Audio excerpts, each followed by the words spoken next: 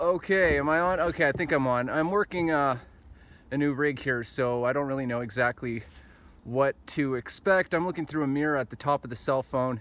I can't see the cell screen anymore because I'm using the better camera on the back side of it.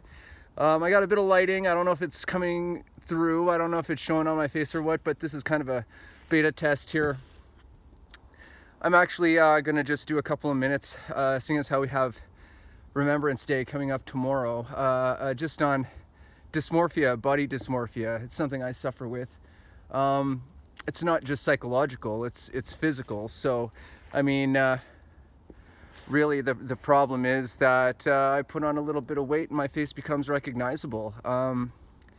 I've had that problem pretty much all of my life. I can't eat anything without my face just blowing up.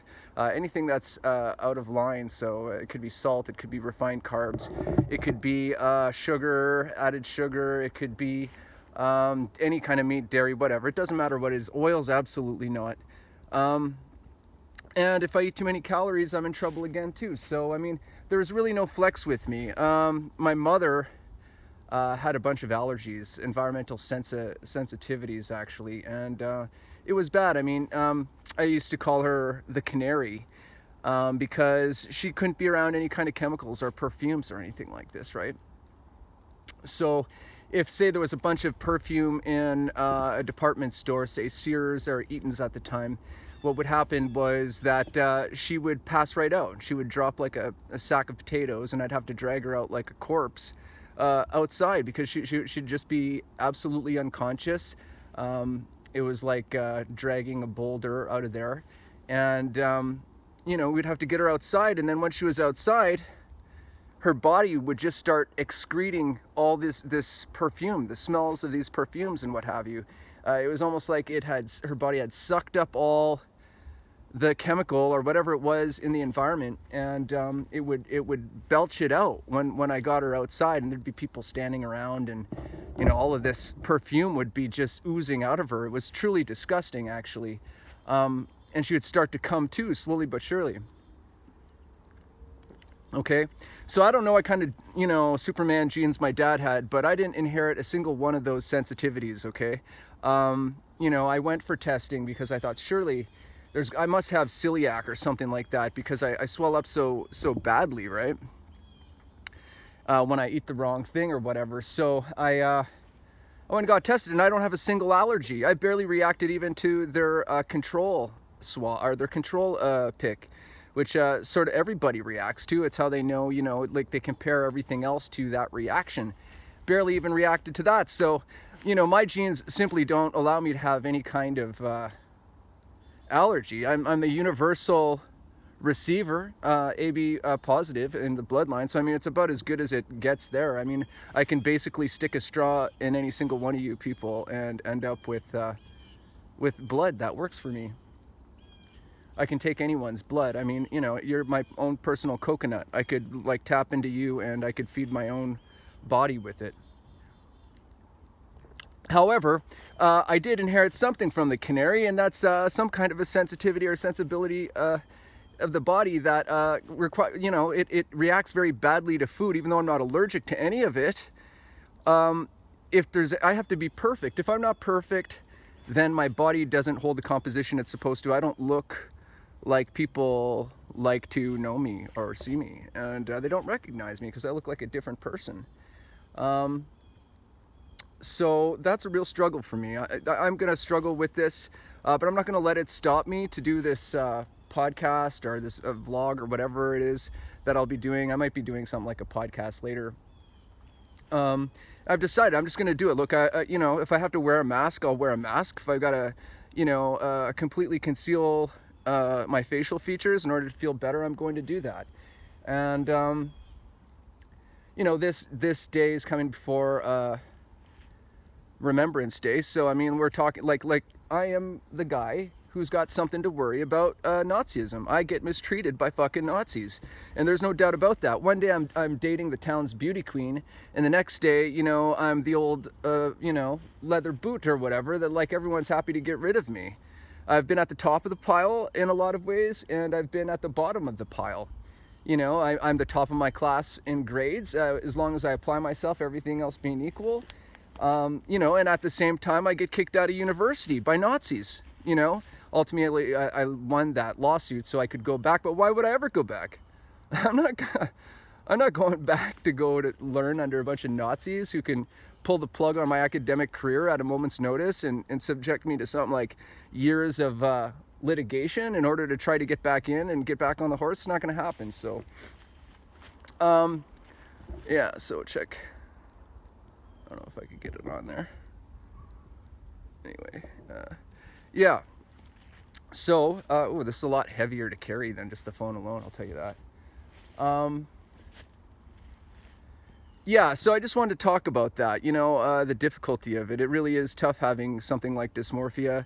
You get a real sort of nasty look at what humanity is. It's a blessing and it's a curse because, you know, A, it unites you with the least of your brothers. So if you have any kind of inclination to sell out or become a bad guy, I mean, you get a really good personal firsthand look at what that means. Like, you get to feel the pain of what it is to be betrayed. So betrayal takes on a real personal meaning at the point of view of, like, having to sympathize with the would-be victim. I mean, you know what it is, so you just don't do it. I mean, you understand how fucking evil it is, and it is evil. It's absolutely evil. It's devastating. It destroys lives. No one should have to go through that. A rights abuse is the same as like a physical attack. Let me change hands here. So, and the destruction of someone's life that comes along with that is absolutely unforgivable. It's the creation of something like a hell realm where once there was beauty and possibility. I talk about moral vegan wonder, something like the articulation of some kind of innocence that would otherwise, before that, come naturally as something like, you know, the innocent nature of the soul, something like a child's storybook or whatever, you know what I mean?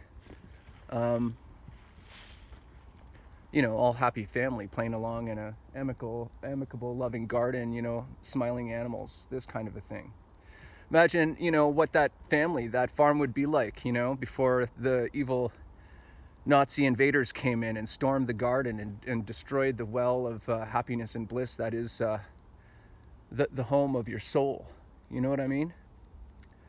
I mean, I'm talking about it here. I've got to enter into a meditative state of mind to see it again because, you know, look, they're so full of evil and enmity, they will absolutely fucking torture you everywhere you go. I mean, there's no one to sit here with. Nobody loves you, you know? They've been trained to hate and violate and conquer and pillage and abuse and destroy. And that is sort of the topic of my last series of videos. There were 4 of them describing the basis of tribal Satanism or fascism, Nazism, right?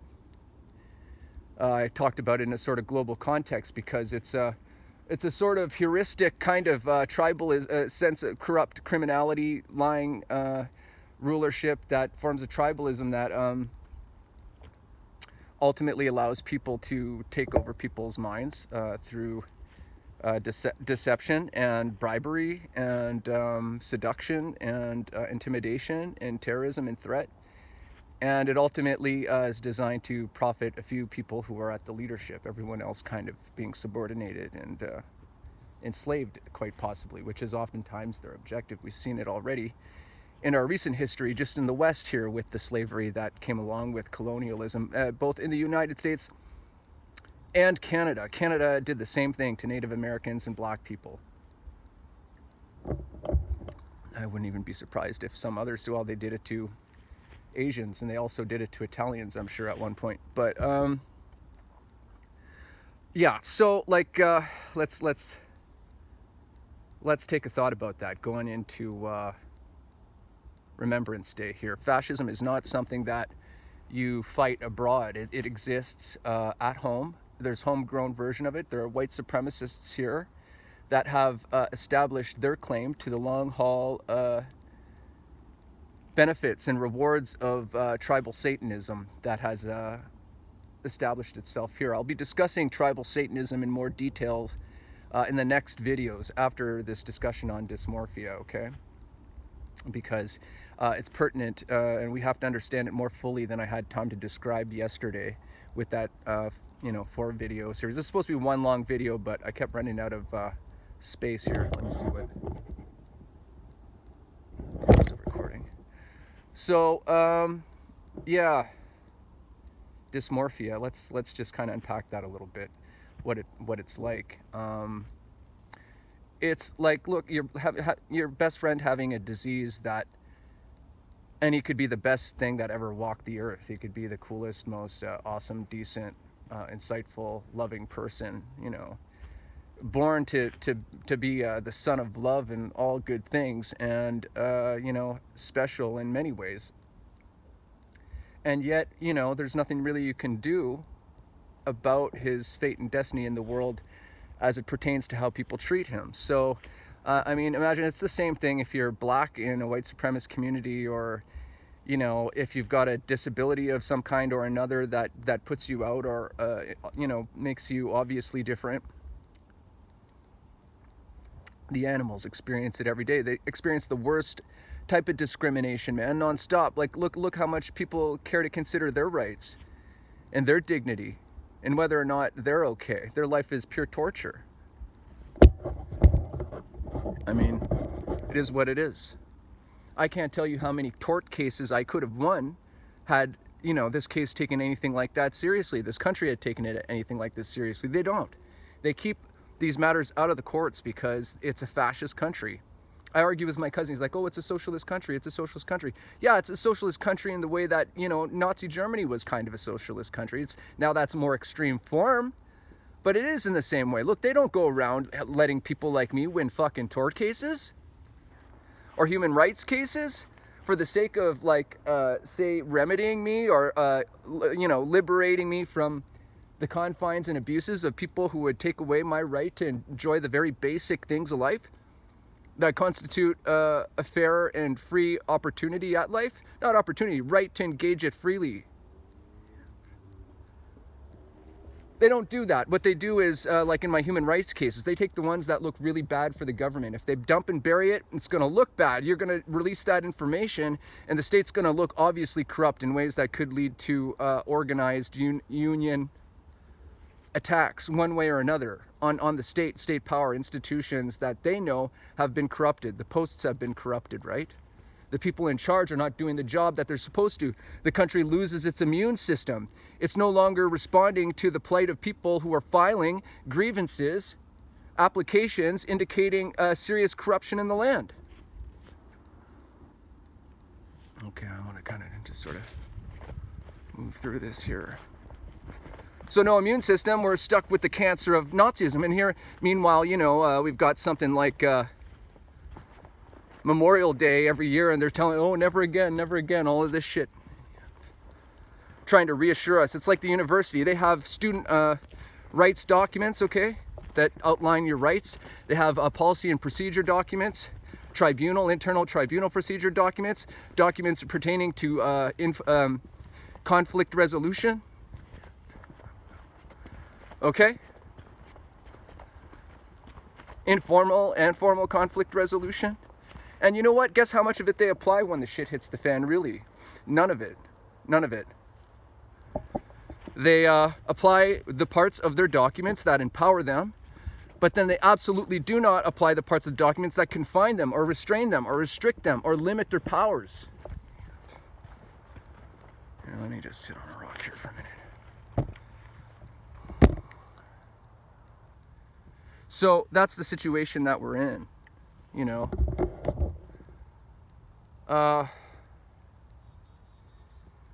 having dysmorphia is knowing that your life can be destroyed at a whim by any evil fucking supremacist, fascist that decides that they would like to beat up on somebody that they consider to be unworthy of humane treatment. I mean, it's crazy. Like I said, I was popular enough in a punk rock scene for a while, enough to have friends in high school, in university, same thing. I was going to all the parties with all the people I'd care to know, and they asked me, I was just around. They could sense that I was a decent enough guy, and I always was, well respected by my peers because I was top of the grade sheet for every single thing, without being a big nerd about it either. You know, just quietly doing my thing and having the answer if it's asked of me, you know, at the score sheet posted on any given door for every test, every assignment, every, you know, fucking exam, what have you. My number was up top, and they got to know that number because it was always there. I can't remember what it was. I think it was 157669 is what it was. But I can't remember. I think that was it. So, you know, I graduated with an honor for that when I did graduate, and that was after my grades took a huge hit when I had problems with a girlfriend. She went through problems, and I went chasing around after her for a while, trying to help her through it, and it didn't work, but that hurt my grades because it was devastating to me. A total surprise also, by the way. But love never works out for me.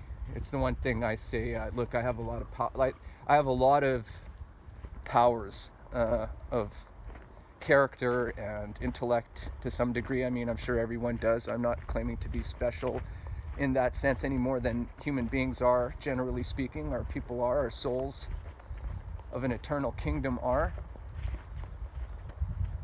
But I mean, trust me, I've seen and played part in miracles. I'm capable of many things, and so are people, generally speaking, I'm sure.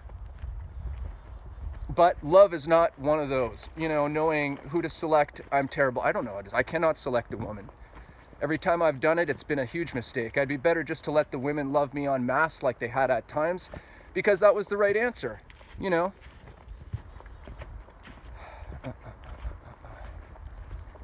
That was the right answer. And that's when they were getting it right, you know. Women pretty much know, in a way. You go around asking women, you're probably going to make, well, I will make the wrong choice. I never know how to do it. So, I mean, that's just a fact. Not my strong suit. Fuck, I can't even get my dick to work on my own. You know, so even that belongs to women. It doesn't belong to me. I'm surely not its guardian. I'm not its caregiver. I don't respond to it, and I hate tugging on dick. I mean, I hate to say it, but I'm a man, you know, and having a dick in my hand's not my favorite thing, actually, after all. So, don't ask me what I'm to do with it. And you know what makes it worse is, look, there's no safe place to even go to exercise. What are you going to do? Watch porn in the age of fucking human trafficking and Satanism? Fascism gone crazy. Everyone's broke, can't afford an apartment. They'll all end up homeless. They're being forced into prostitution. Now's the time? You're going to start watching porn? Gee, I don't think so, man. Bad choice. So I don't do anything like that. You can't even, you know, count on nudes or something like that, because they're oftentimes just photo shoots that lead into a porn flick. You'll see the nudes, and then right after that, there's the porn stuff that comes right with it. So you can't get into that. It's too dangerous. Sex trafficking, not even just prostitution, outright fucking kidnapping and slavery. So, not an option, right? You want to talk about feeling ugly. So, I don't do that. Let's go over here. Let's go up by the rock. Okay, so, you know, I don't know what to say, man. Dysmorphia is a real struggle for me. You'll see with lighting, my whole face will change. Depending on my diet, my whole face will change. If I slip up one day or whatever, I'm starting to work out. I haven't worked out in a long time, a real long time. I'm skinny, man. I'm like a concentration camp victim right now. No doubt. If someone was going to kill me now would probably be the time, but you'd probably still get stuck. Look, I'm not an idiot. I'm small right now, but I'm not an idiot. I wouldn't take me for granted. Yeah, I don't know, man. It's, yeah, I'm trying to work on it. But you know what? Here's the thing about it.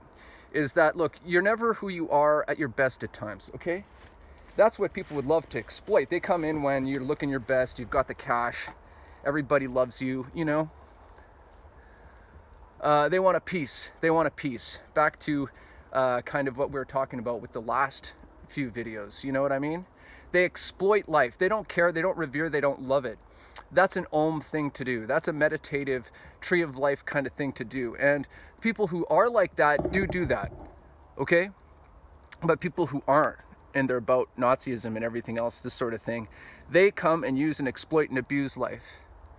They're there to conquer it and rape it for all it's worth. You know, take it for all it's worth. They don't care about it. It's disposable, right? Doesn't matter to them. So when I get in shape, it is, you know, I've had it too. I mean, I've had some very seductive women come up to me when I'm finally lean and I've got no more pudding on my face and I'm walking around looking like a little fucking prince and all this. Okay, little prince is back in town, okay? I start pumping up a bit of weight. I just shred like a panther right away. I mean, it really doesn't, I mean, it's just nothing but muscle. Once I get the Whole Foods diet down and I start working out, you know, all of a sudden they start, you know, stalking around. I've had buxom women, like I'm talking women who are, they must be on steroids because they just have a ton of body mass and, you know, just fucking, you know, bodacious beyond, you know, what I would think, you know, would be interested in me, just like stalking around and licking their lips at this little fucking princely guy. Don't ask me why. But I've seen it. It doesn't make sense, but it happens. I don't know what to say. But look, this is the thing, you know, you're never who you are when you're at your best. That's just, that's all that is like a piece of meat hung out on a hook for predators. You are who you are when you're at your worst. You are who you are when you're in the middle of a nervous fucking breakdown. When you're 50 pounds overweight and people don't find you particularly attractive. Those people who love you, those people who are with you, who care about you as a person, who see your soul, who care about your well-being, want to love you, want to care for you, who understand that intimacy has something more to do with just the meat on your bones, okay? That's who you are. So there's nothing really but resentment that comes along for me when someone walks in when I'm finally polished off and then, you know, thinks they're gonna fucking, like I'm excited to see them or I want to have anything to do with them. That's not how it's gonna go down. I mean, my heart is not seeking an opportunity to lay down in bed with vampires. Like I said, you know, I'm thinking about moral vegan wonder. I'm thinking about the cradle of the soul. I'm thinking about the womb mind. You know, the ever-loved, deified child. You know, forever in the arms of the loving mother goddess. Something like this. Okay? The basis of all law. The basis of all care. You know, law and love are the same thing. Law is just the rational articulation, philosophically derived and specified of what are profound feelings and intuitions and sensibilities pertaining to love. They go together. That's why I talk about moral vegan wonder, because that's a philosophical component that I articulate. And I'll discuss how it works later with the M word portion. I usually put it in a you know, symbolic form, even as a reminder, as a token reminder, a mnemonic device. The M word, you know, M, you know, stamp with the W at the bottom and the V in the middle, right? As the praxis. Vegan being the praxis. It's the thing that you ultimately understand to do and become. It's a moral method. It's a solution. Right? The more moral part being the guiding. It's almost kind of like it's psychodynamic theory, my moral dominion and crisis theory. That does not require moral vegan wonder, but it's the moral vegan wonder part of the philosophy is a philosophy appended to the theory. So it operates very much like a Freudian kind of like superego, ego kind of a situation. It defines its real character at law in accomplishment of that which humanity is meant to do. So it's something like this. Okay, wonder is like the id. It's wild. It could be anything. You could see yourself as anything. You could imagine anything, but it doesn't mean you follow after any wild or imaginary concept. You need to be guided by morality, and that moral code is not arbitrary. It's not just what you were taught, like Freud presumed, or would have you believe as he's feeding you cocaine. Okay? There's a natural sense to it. It's a spiritual inheritance. It's a destiny. It's a pre-existing possibility. It's a call to our evolutionary potential and spiritual home, our accomplished soul. The law. It's the law. It's the only way to the law. Right? So, when it comes to dysmorphia, I don't care about people's beauty. I mean, I don't, when it comes to people's beauty, I don't see it any longer than it seems to hold a spiritual soul. The body is the vessel for the soul. So I only see that beauty insofar as it is a carriage for a dignified, lawful soul, someone capable of divinity, okay? In a way. When I say divinity, why do I say that? Because when you achieve the law and you live within its course and its power, you experience divine things. You experience miracles. Okay, things happen in life that cannot be described or explained by science. The flow of time no longer follows the rules as cause and effect would indicate that it should. Your mind, as it approaches and appreciates time, no longer does that. It skips a beat. You could end up ahead of time, predicting time. It's like this angel shot ability. It's like being able to hit before you know it's time to hit, but you can feel it's time to hit because you're hitting for the right reason. You're agent to the right cause. You're doing the right thing. You're the man on the scene. You're the man on the scene that needs to be there in order to make sure that the cause for goodness, justice, life, and all those things that I talk about, you might talk about the tree of life, our Om, the life that it's meant to promote and protect and represent. You're that guy. Okay, you are. And so, that makes it a special sort of a situation in a world that's pretty much lost. I want to talk about what it means to be an angel, right? There are angels and demons. They represent different kingdoms in a way, because if we're going to understand that there's a difference between good and evil, which is the point of my theory. You're not supposed to presume there isn't a difference. You're supposed to understand what it is and not approach evil or do evil. Put it away. Cease from it. Okay? So understand it like that. Look, someone is beautiful only insofar as they are moral and lawful and good. The second they cease from that, their beauty becomes not only worthless, but it becomes a disgusting intrusion into or an offense to that life. I mean, it becomes an anti-value because they're using it for evil. And it's disgusting. They ultimately spoil the thing that you loved. It's not wrong to love beauty if you find someone beautiful or whatever, to appreciate that. There's nothing wrong about that. Does it mean everything? You should temper it. You should put your enthusiasm in its proper place so that you don't go around feeding the wrong ideology or the wrong plant. You got to temper it. Like, never ever give a beautiful person more credit than they're due for beauty. Beauty's fine and good, but it's, it is a pebble in what ought be a storehouse of value.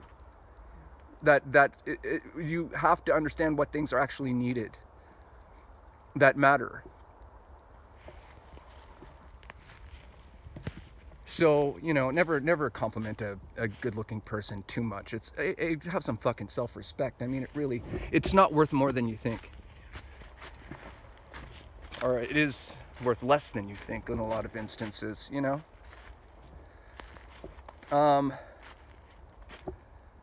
Yeah, what is there to say? Look, Nazis care about the body and fitness. That's generally speaking all they care about. And we're going to talk about, in the next series of videos, the function of tribal Satanism, more about what its nature and how it operates, okay?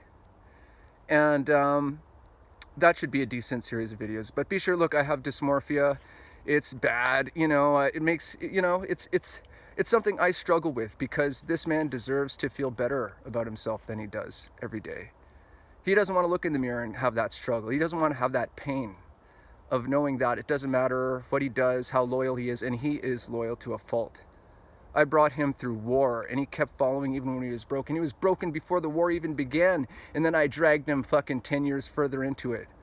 And he followed. He never gave me a hard time, not once. I couldn't have picked a better avatar. I couldn't have picked a better, more loyal, loving man. I chose him specifically, quite possibly, or I fluked out into it, and I'm glad I did, because he understands. And he follows, and he's good, profoundly good. He has never had a will to evil, nor have I ever had to train or discipline him to avoid evil.